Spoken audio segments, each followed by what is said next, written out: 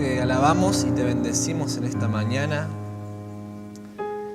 porque no hay nadie como tú, Señor, y nos damos cuenta que todo lo que tenemos, desde el aire que respiramos, las fuerzas que tenemos, todo viene de ti, Señor. Y en esta mañana queremos rendírtelo a ti. Padre, en esta mañana queremos tener un encuentro personal contigo. Queremos escuchar tu voz. Solo tú tienes palabras de vida, Señor. ¿A dónde más podemos ir? Señor, te pedimos que por medio de la administración y la enseñanza de tu palabra en esta mañana, tú puedas transformar nuestro corazón, Señor. Que aquellos que necesitan fuerzas hoy puedan salir rejuvenecidos como el águila. Que aquellos, Señor, que están atrapados en la angustia, hoy puedan ser liberados por el gozo de tu salvación. Señor, te entregamos este tiempo a ti. En el nombre bendito de Cristo Jesús. Amén. Pueden tomar asiento.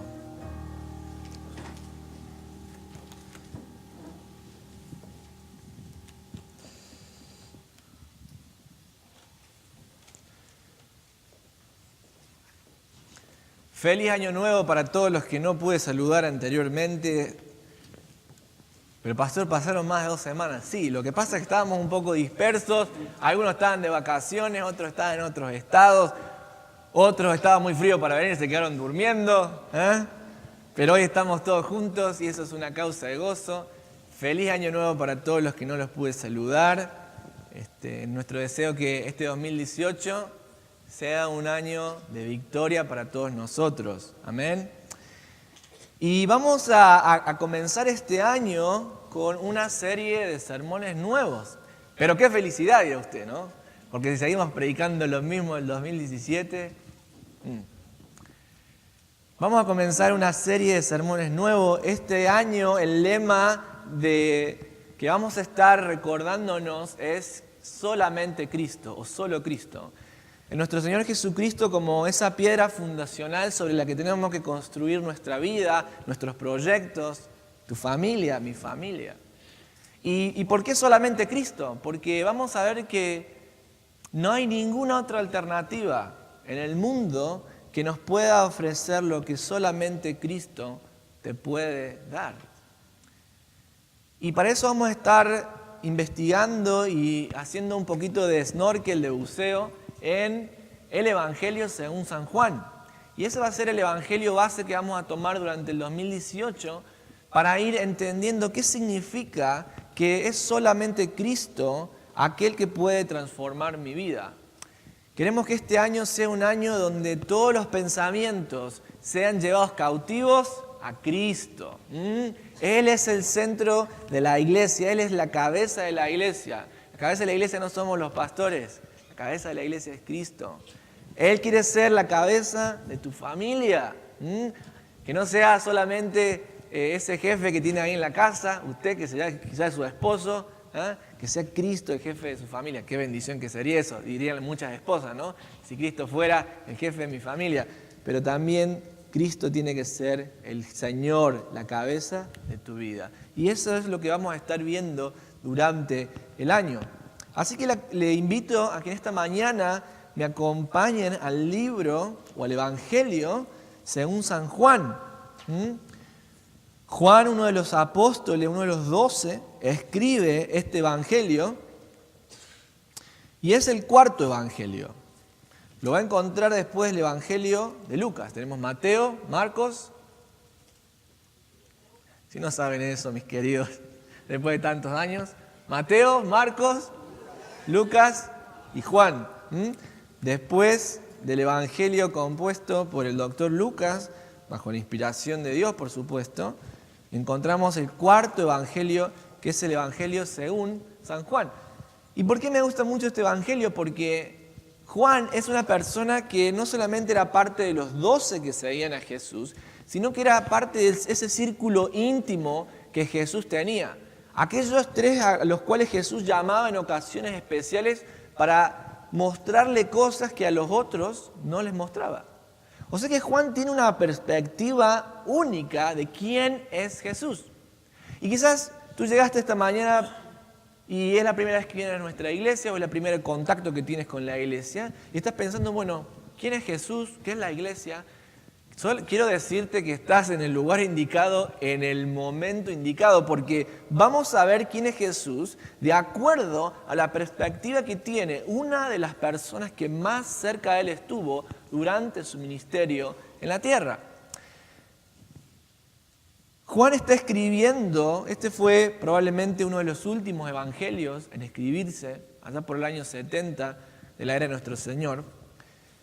Y durante el primer siglo, como siempre les digo, los cristianos siempre fueron muy perseguidos.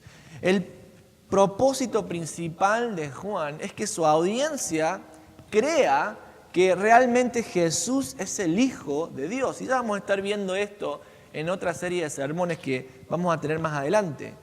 Pero lo que Juan pretende hacer es demostrarnos que realmente Jesús no es un profeta común, no es un maestro más, no es un filósofo de la época. Jesús es Dios mismo. Y esta frase que va a utilizar él al final de su evangelio y en el inicio de su evangelio, tienen como propósito dos cosas que los eruditos debaten sobre una construcción verbal de cómo se conjuga un verbo, que no voy a entrar en eso esta mañana, porque yo sé que lo duermo. Si usted tenía sueño y le empiezo a explicar eso, usted se duerme. Pero el punto es que el mensaje de Juan podría tener dos propósitos. Uno es confirmar la fe de aquellos creyentes que están sufriendo la persecución de la comunidad judía y el imperio romano, pero por otro lado también probarles a aquellos que no creen en Jesús que Jesús realmente es Dios mismo. O sea que este evangelio nos sirve para todos, le sirve para aquel que hace tiempo que viene caminando con el Señor para confirmar su fe, pero si esta es la primera vez que estás escuchando acerca de Jesús, estás en el lugar correcto, porque justamente a través de la perspectiva de Juan vamos a notar cómo Jesucristo no es solamente un maestro, un filósofo de la época, sino que Él es Dios mismo hecho hombre. Por eso le voy a invitar a que abramos nuestras Biblias en el Evangelio según San Juan. Vamos a considerar en esta mañana un pedacito del capítulo 1. Lo que vamos a estar viendo por las próximas 6 semanas son retratos de Jesús, ¿no? Y cuando pensamos en retratos, ¿en qué pensamos? En la selfie. Que suba a Facebook o que lo paso por Twitter o por Snapchat, los chicos.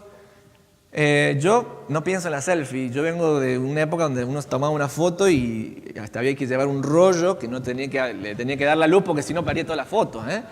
Había que llevarlo, ponerlo ahí, que lo revelaran una semana, se velara la foto, después uno iba ahí le daban los negativos. Bueno, yo sé, estoy hablando de la era precámbrica, pero no se preocupen.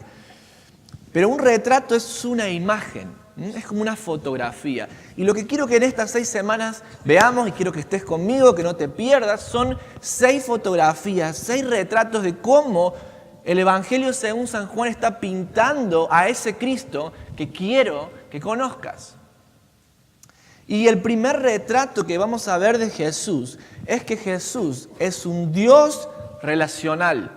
Es un Dios que quiere tener una relación personal contigo. Y usted me dirá, bueno, pero eso ¿dónde lo encontramos? Qué buena pregunta que me está haciendo. Porque si yo se lo dijera no valdría nada. Pero si lo dice la palabra de Dios, entonces pon tu fe aquí. Vamos entonces a hacer la lectura. Capítulo 1 del Evangelio según San Juan, versículo 1. Dice así la palabra de Dios. En el principio era el Verbo. El Verbo se está refiriendo a Cristo Jesús. Y el Verbo era con Dios. Y el Verbo era Dios. Hasta ahí nomás, vamos a ir trabajando por versículos en esta mañana. Pero lo que nos revelan este versículo inicial, si podemos leer un poquito más si queremos, vamos al versículo 2. Este era en el principio con Dios. Versículo 3. Todas las cosas por Él fueron hechas. Es decir, a través de Jesucristo todas las cosas fueron hechas. Y sin Él, nada de lo que ha sido hecho fue hecho. En primer lugar, lo que vemos acerca de Dios es que la relación con Dios es el principio de todas las cosas. Te lo digo en otras palabras. Dios mismo es un Dios que está constantemente en relación. ¿Y esto cómo lo vemos? En el versículo 1 dice, en el principio era el Verbo. Está hablando de la persona del Hijo, Jesucristo. Y el Hijo, si podemos quizás sustituirlo para entenderlo un poquito más, era con Dios y el Hijo era Dios. Es decir, nosotros los cristianos creemos en una fórmula trina de un Dios que es un solo Dios manifestado en tres personas. Hay tres personas que son distintas, cada una, ¿verdad? No es lo mismo el Padre que el Hijo, que el Espíritu Santo, pero las tres son Dios al mismo tiempo. Es decir, ¿cómo eso se escapa de toda mi lógica de entendimiento racional? Bueno, justamente porque nuestro Dios rompe todas las barreras y los límites que para un humano son impasables.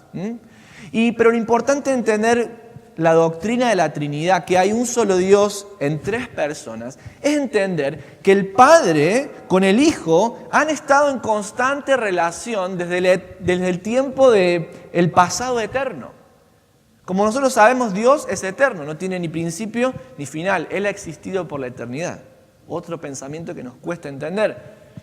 Pero antes que te llenes de preguntas y que después del servicio me las puedes hacer, no tengo ningún problema, es que entendamos que la doctrina de la Trinidad nos enseña a nosotros que Dios ha estado en una constante relación de amor, de diálogo entre el Padre y el Hijo desde el pasado eterno. En el principio era el Verbo y el Verbo era con Dios, ahí estaba con Él. Y el Verbo era Dios.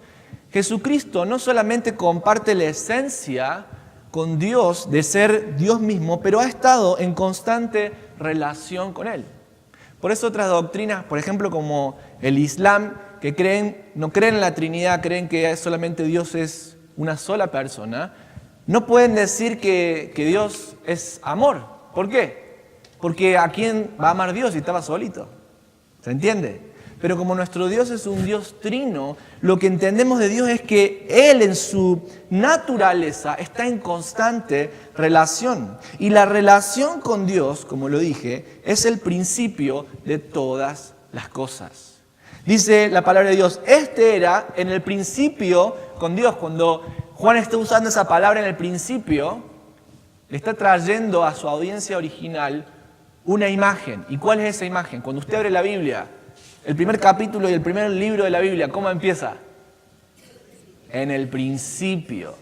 Nos habla de la creación. O sea que lo que Juan está diciendo, que todas las cosas fueron creadas por Él, todo lo que vemos fueron creadas por Él y para Él, y a través de Él, pero con un Dios que quiere tener una relación personal. Me quiero detener también a explicar solamente un detalle de este versículo que ha generado mucha controversia. Si vienes de la iglesia de los Testigos de Jehová y estás aquí, eres más que bienvenido. Queremos decirte que estás en tu casa, estás aquí, vas a encontrar un montón de madres, abuelitas y hermanos. Estás en tu casa. Pero quiero decirte algo. En la Biblia de los Testigos de Jehová, este versículo aparece traducido como en el principio era el verbo o la palabra, y el verbo era con Dios, y el verbo era un Dios. Es decir, la doctrina de los Testigos de Jehová niega la divinidad de Cristo. Piensan que Jesucristo es como si fuera un ángel superior, como una especie de Dios, ¿no? Y se basan en que la palabra Dios que aparece en griego no tiene un artículo. No quiero explicarte todo eso, pero lo que sí quiero decirte, si nos estás visitando hoy, es que te fijes, y es que en el Nuevo Testamento hay 282 veces que la palabra de Dios como sustantivo aparece sin el artículo que lo define. Y eso no significa que la palabra de Dios no esté hablando acerca de Dios mismo. Hay otras razones más que me gustaría darte que son un poquito más técnicas, que al final del servicio también estoy disponible para explicarte. Pero el punto es que Juan está diciendo que este Dios que tiene una relación entre el Padre y el Hijo, no solamente es un Dios que se quiere dar a conocer, sino también que el Hijo, es decir, Jesucristo, es Dios mismo. Ahora, me gusta el concepto que utiliza Juan, porque dice que sin esa relación entre el Padre y el Hijo, ninguna de las cosas que fueron creadas existirían. Nada de lo que fue creado existiría. Lo primero que tenemos que entender de Dios es que Dios es un Dios relacional. Lo que más le importa a Él es las relaciones. De hecho, todo lo que Él creó no tendría ningún sentido si no hubiera esta conexión, esta relación entre Dios el Padre y Dios el Hijo. Déjame que te ponga un ejemplo acerca de la importancia de entender que nuestro Dios es un Dios relacional y entender que Dios prioriza las relaciones. Si tú tuvieras una compañía y tienes que contratar a alguien, ¿a quién preferirías contratar? ¿Contratarías a alguien que fue referido por uno de tus empleados? Suponemos que tienes un empleado que tú le tienes mucha confianza y te dice, yo tengo un amigo que puedo traer a trabajar en ese puesto que está abierto. O preferirías tomar un resumen que vino del internet y contratar a esa persona. ¿Qué harías? Generalmente nos sentimos mucho más atraídos a confiar en la relación. ¿Por qué? Porque lo conoce el empleado y sabe que, bueno, este fue un buen empleado, va a traer a alguien como él. A veces no pasa eso, ¿no? Pero nos sentimos atraídos a confiar en las relaciones antes que traer algo más. ¿Y qué tiene que ver esto con nosotros, de que Dios sea un Dios relacional? Bueno, tiene mucho que ver. Porque todas las cosas que están creadas, todas las cosas que estás construyendo en tu vida, no significan nada si no hay una relación. Si no hay una relación, no significan nada. ¿Qué es un matrimonio sin una relación profunda entre los esposos? La respuesta es una cárcel que nos ahoga. Imagínense un matrimonio donde el esposo y la esposa no tienen ningún tipo de conexión, ni emocional, ni espiritual. ¿Qué termina pasando? El divorcio. Y usted puede tener el matrimonio ahí, los amigos lo ven, ay, miren qué linda parejita que va, pero si no hay una relación en ese matrimonio, ¿qué pasa? Se termina cayendo. ¿Qué es un tiempo en la mesa entre padres e hijos sin una relación genuina? Sí, el padre puede decir, yo quiero que todos estén acá comiendo en la mesa y que nadie se levante, pero si el padre con los hijos no tiene una relación, ¿qué pasa ahí? Están los hijos ahí, en el teléfono, ¿verdad? Y un silencio tan incómodo en la mesa. Usted puede tener la regla de que todo el mundo se sienta a comer y esté ahí, nadie se levante, lo cual es muy buena, pero si no está esa relación personal, se convierte en un tiempo incómodo. ¿Qué es un encuentro sexual entre dos jóvenes que no tienen ninguna relación? Bueno, para el hombre puede ser un momento de satisfacción física y descartable, y quizás para la mujer sea una búsqueda insatisfecha de un amor que no puede encontrar.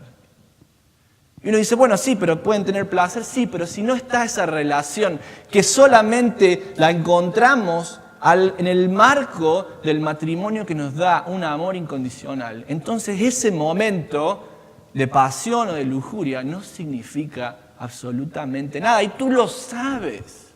Tú lo has vivido, lo has probado quizás. ¿Qué es una comunidad de fe creada donde no hay una relación los unos con los otros? ¿Qué es esa comunidad de fe? Esa comunidad de fe se convierte en la iglesia que los jóvenes hoy están abandonando porque no encuentran un significado. Es importante que entendamos el valor de la relación, porque nuestro Dios, en su forma trina, es un Dios relacional. Es un Dios que está en constante interacción entre las personas de la Trinidad.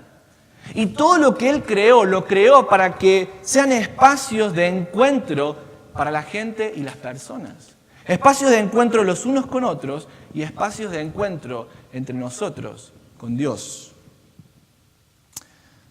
Ahora sabes que no solamente eso es importante, sino que no puedes tener una relación profunda sin una persona. El Padre estaba con el Hijo desde el comienzo de las cosas. Pero el Hijo y el Padre son personas de la Trinidad. Y esto es importante entenderlo, porque si tú amas el dinero no es una persona y no puedes tener una relación con el dinero. Lo que va a pasar es que vas a empezar a trabajar y más hasta que te vas a convertir en un esclavo del trabajo.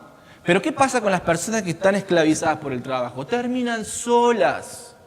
Y si tu cuenta bancaria puede estar rebosando de dinero, pero terminas solo. Y quiero ser claro en esto para aquellos que somos inmigrantes de primera generación. No puedes tener una relación con el dinero y te das cuenta porque trabajas más, pero tu familia se va perdiendo. Y cada vez sientes que tu familia está desmembrada, antes se juntaban, ahora no se juntan. ¿Por qué? Porque estoy trabajando.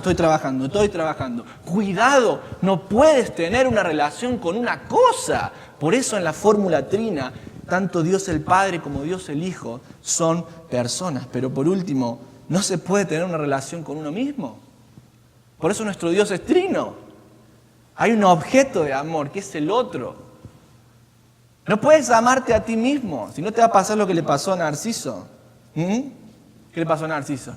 Se amaba tanto y se miraba tanto en el espejo que un día se cayó en el agua y se ahogó. Eso les pasa a las personas que se aman a sí mismas. ¿Quién quiere estar con esas personas? ¿Yo? No me inviten. Por favor. ¿Qué pasa cuando en el matrimonio, en la pareja, lo único que hago es amarme a mí mismo? Destruyo al otro, destruyo mi matrimonio, me quedo solo. Y no importa que ese matrimonio no funcionó, voy, me busco una nueva esposa y me va a pasar lo mismo. Me voy a buscar otra esposa y así le voy arruinando la vida a la gente. Porque lo único que hago es amarme a mí mismo. Querido, no puedes tener una relación contigo mismo. Y usted me dirá, pastor, usted se lo está inventando. No, Jesús en el capítulo 17 de Juan, en el verso 3, dice... Jesús dijo, y esta es la vida eterna, que te conozcan a ti, oh Padre, y a Jesucristo, a quien has enviado. Ya lo vamos a ver más adelante, pero la vida eterna para Juan tiene que ver con una relación personal y directa con Dios. Dios es un Dios relacional. Vamos a avanzar. En segundo lugar, para tener una relación, Dios deja su lugar y sale a nuestro encuentro. Te lo digo de nuevo, no solamente que es un Dios relacional, sino que para tener una relación con nosotros, Dios deja su lugar, sale de su lugar y va a tener un encuentro con nosotros. Dice la palabra de Dios en el versículo 4, en Él estaba la vida y la vida era la luz de los hombres. La luz en las tinieblas resplandece y las tinieblas no prevalecieron contra ella. Vamos al versículo 9. Aquella luz que alumbraba a todo hombre venía a este mundo. ¿Ven? La idea de Dios viniendo al mundo, dejando el cielo y entrando en nuestra historia. En el mundo estaba y el mundo por Él fue hecho, pero el mundo no le conoció. A lo suyo vino y los suyos no le recibieron, mas a todos los que le recibieron, a los que creen en su nombre, les dio potestad de ser hechos hijos de Dios, los cuales no son engendrados de sangre, ni de voluntad de carne, ni de voluntad de varón, sino de Dios. Y fíjense el versículo 14, qué precioso. Y aquel verbo, Jesucristo, que estaba con el Padre desde el principio, fue hecho carne y habitó entre nosotros y vimos su gloria, gloria como la del unigénito del Padre, lleno de gracia y de verdad. Hasta ahí nomás. Te dije entonces en primer lugar, Dios es un Dios relacional, pero en segundo lugar, para tener una relación con nosotros, Dios sale de su lugar y sale a nuestro encuentro. Dios deja las glorias, Dios deja el cielo, deja esa relación que quizás gozaba ahí con el Padre y sale y se hace hombre. El verbo se hace carne, esto es lo que los cristianos entendemos como la doctrina de la encarnación. Dios se hace humano, deja su lugar.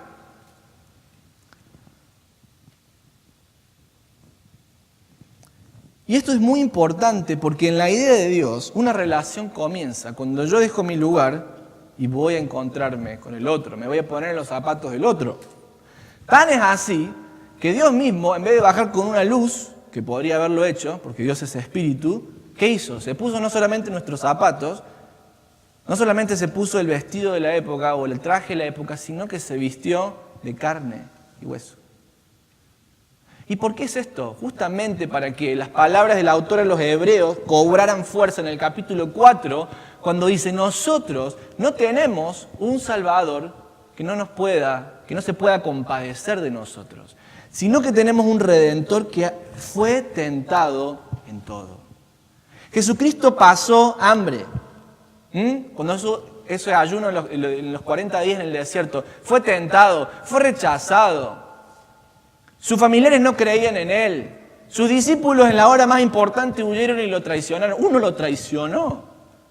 Jesucristo pasó por todas nuestras dolencias.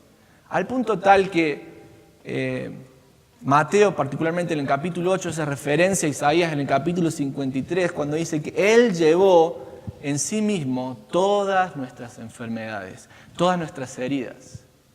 Jesús se hace carne, Dios se hace carne en Jesucristo para decirnos, aquí estoy, puedo entenderte, puedo comprenderte. Ahora esto es muy importante porque a veces cuando pensamos en Dios, la Iglesia, el Vaticano, la pedofilia, el encubrimiento de la Iglesia, pensamos en todas estas cosas. Pero si tú te fijas en el Dios revelado en la palabra, es un Dios completamente distinto a ese. Es un Dios que te puede entender, que se quiere poner siempre en tus zapatos. Y cuando uno se pone en los zapatos del otro, ¿qué pasa?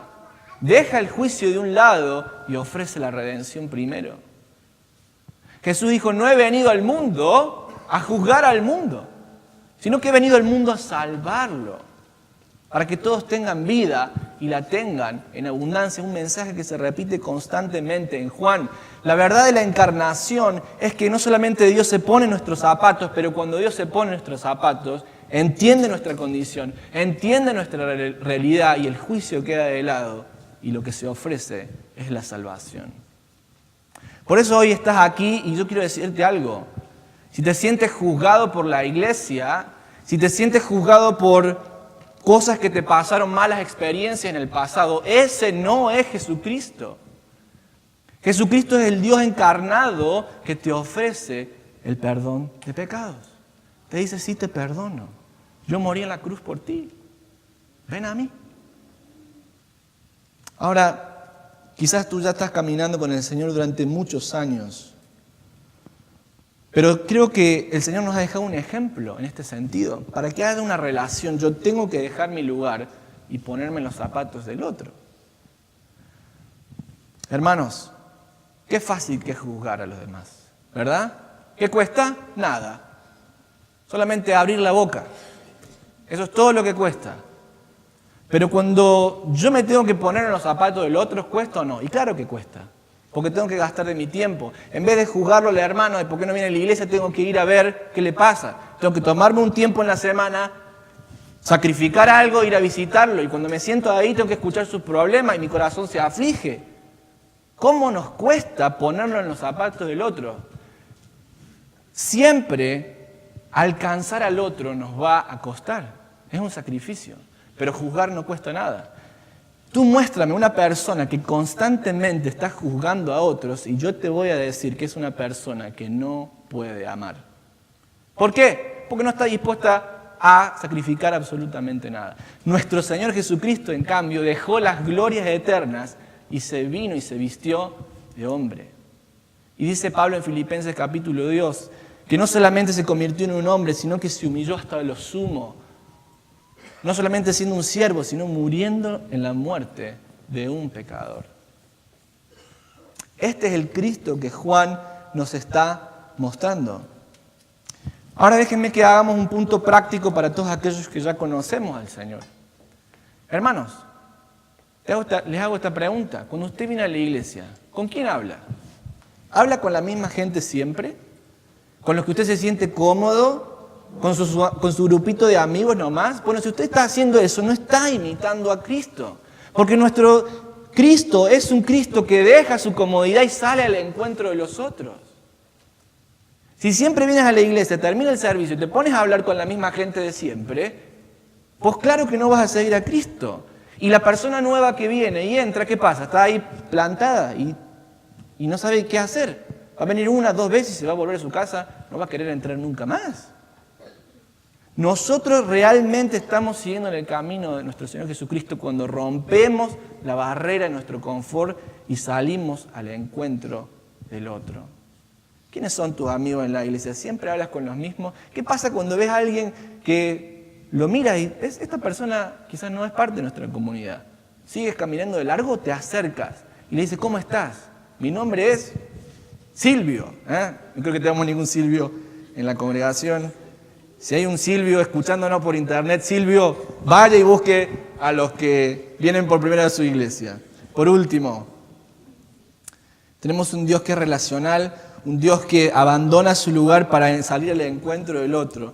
Pero por último, tenemos un Dios que en la relación se da a conocer. El propósito de una relación es ¿qué? Es darnos a conocer. Que una persona me pueda conocer a mí y que yo la pueda conocer a la otra persona. Miremos juntos el versículo 18. Dice, a Dios nadie le vio jamás.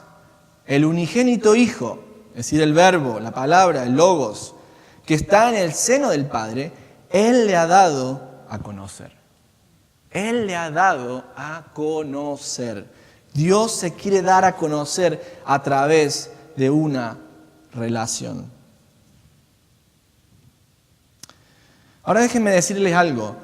Las expectativas que tenían los judíos al tiempo en el que Jesús vino era una expectativa, una esperanza tradicional del judaísmo de cómo iba a ser ese redentor que Dios iba a enviar, ¿verdad?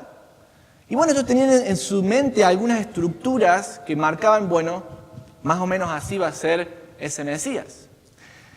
A través del Evangelio de Juan, como lo vamos a ver con mayor detenimiento en futuros domingos, vamos a ver que Jesucristo no solamente cumple todas esas expectativas, por ejemplo, una de ellas es que fuera profeta. Jesucristo es muchas veces identificado como un profeta durante el Evangelio de Juan. Por ejemplo, ese encuentro con la mujer samaritana en el capítulo 4, cuando la mujer samaritana le dice, me parece, Señor, que tú eres profeta. No solamente Jesús cumple esas expectativas del judaísmo tradicional de lo que sería un Mesías, porque hace señales, hace milagros, pero Él pasa de esa expectativa y se convierte en la perfecta revelación de quién es Dios. Al ser Cristo la perfecta revelación de quién es Dios, va a generar 2 reacciones. En algunos, como vamos a ver en el capítulo 7 del Evangelio según San Juan, dicen, ¿qué más tenemos que ver para entender que este es el enviado de Dios? Y le seguían y creían. Pero había otros que querían seguir atados a su propia forma de entender cómo Dios es. Si Dios no entra en mi entendimiento de cómo es Él, entonces yo lo rechazo. Y estos son los fariseos. Y como Jesucristo no solamente completaba eso, sino que lo repasaba, los fariseos le empezaron a rechazar.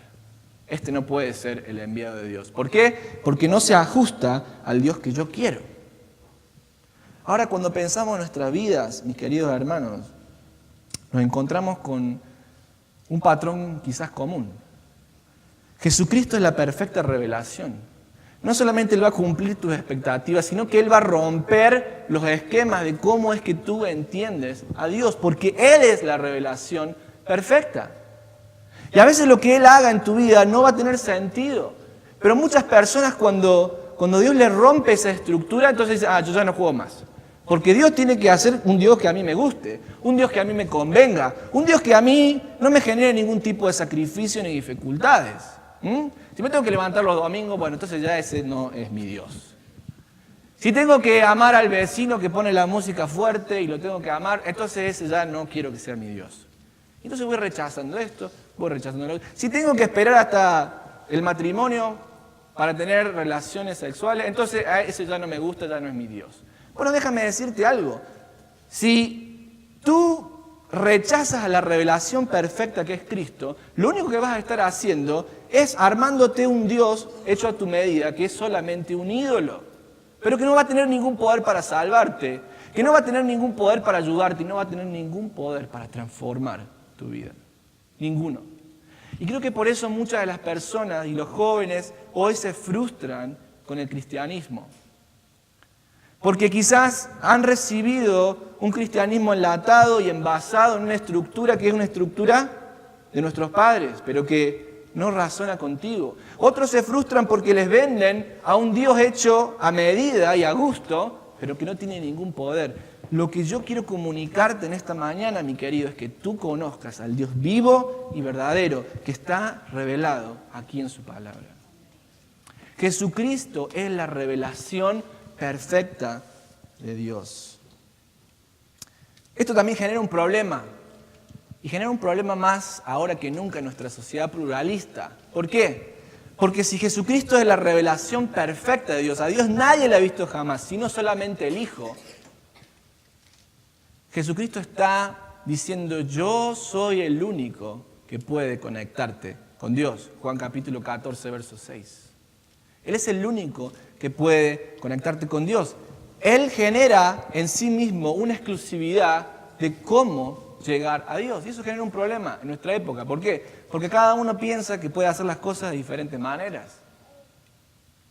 Ahora déjame decirte algo. Sin Cristo nunca vas a poder conocer a Dios.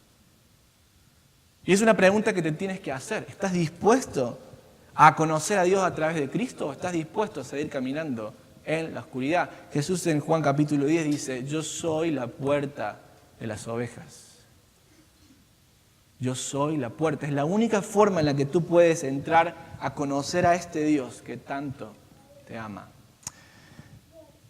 Quiero que te tomes un tiempo para pensar en esta mañana. Dios es un Dios relacional. No es esa imagen que tienes de la iglesia como institución donde vienes, te sientas y te vas y si vives o mueres nadie se entera. O de esa iglesia que quizás te lastimó en el pasado, o de esa iglesia que se olvidó de ti. Ese no es el Dios de la Biblia. Dios es un Dios de relación. Y es un Dios que está dispuesto y estuvo dispuesto a dejar su lugar para buscarte. Es un Dios que en esta mañana está dispuesto a buscarte donde tú estás. Mira, si Jesús murió en la cruz por tus pecados, ¿tú crees que exponerle tus pecados a Jesús le va a dar algo de vergüenza a Él? Por supuesto que no. Él llevó nuestra vergüenza en la cruz del Calvario. Y quizás el Señor Jesús está saliendo a tu encuentro en esta mañana. Y te está diciendo, sé por lo que estás pasando. ¿Por qué no vienes a mí? Te voy a dar esa paz que buscabas. Te voy a dar esa vida abundante. No mañana, te la voy a dar hoy. Para que todo lo que tú construyas, tu familia, el trabajo y los amigos, todas estas distintas cosas que vamos construyendo en la vida, no se caigan a pedazos, sino que tengan un sentido profundo. Vamos a orar. Y yo te invito a que pienses en esta mañana en las cosas que hemos hablado, en las enseñanzas de la palabra. Dios es un Dios relacional, un Dios que está dispuesto a salir de su lugar para encontrarte. Pero eso sí, la única forma de tener una relación con ese Dios es a través de Jesucristo.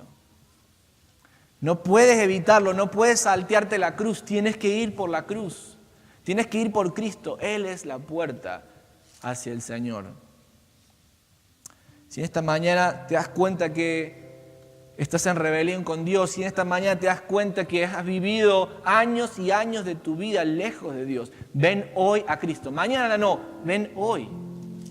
Dile, Señor, perdóname por mis pecados. Quiero conocerte a ti. No a la iglesia, no a la religión, no al cristianismo, al catolicismo, al protestantismo. Quiero conocerte a ti, Señor.